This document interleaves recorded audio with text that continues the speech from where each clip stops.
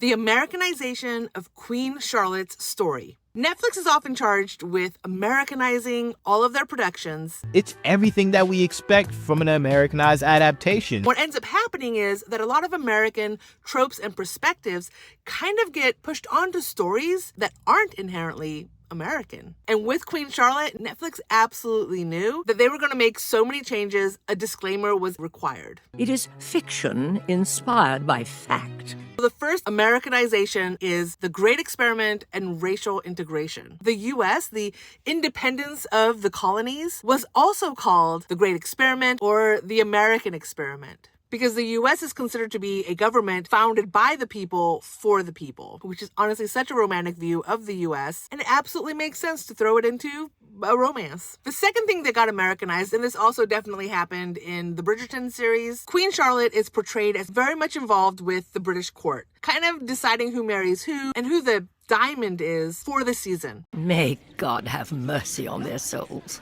In reality, Princess Charlotte was chosen by King George III himself, specifically because she was not expected to interfere in British politics or court life. And he was not wrong in his predictions. The real Queen Charlotte was not really interested in court life at all, and especially in her later years, dealing with King George while he became more and more disoriented, that took up a lot of her time. So no, she was not in charge of the court. Prince Regent, Prinny as he was nicknamed, was really the one in charge. And it's in fact the reason why the entire era is called the Regency era. Every cover song in Queen Charlotte was originally from a Black American artist. If the goal was to globalize, perhaps we would have chosen songs and artists that were not iconically American. And last but not least, a lot of modern sensibilities, which to be fair, Britain and the US, we do tend to share a lot of sensibilities together, but concepts like marriage as a partnership, a lot of female empowerment. Lady Danbury is of course a fully fictional character, but she pushed along a lot of racial discourse that of course wasn't happening in real life, but was very necessary to push this narrative closer to the Bridgerton universe. I absolutely loved Queen Charlotte. It's infinitely superior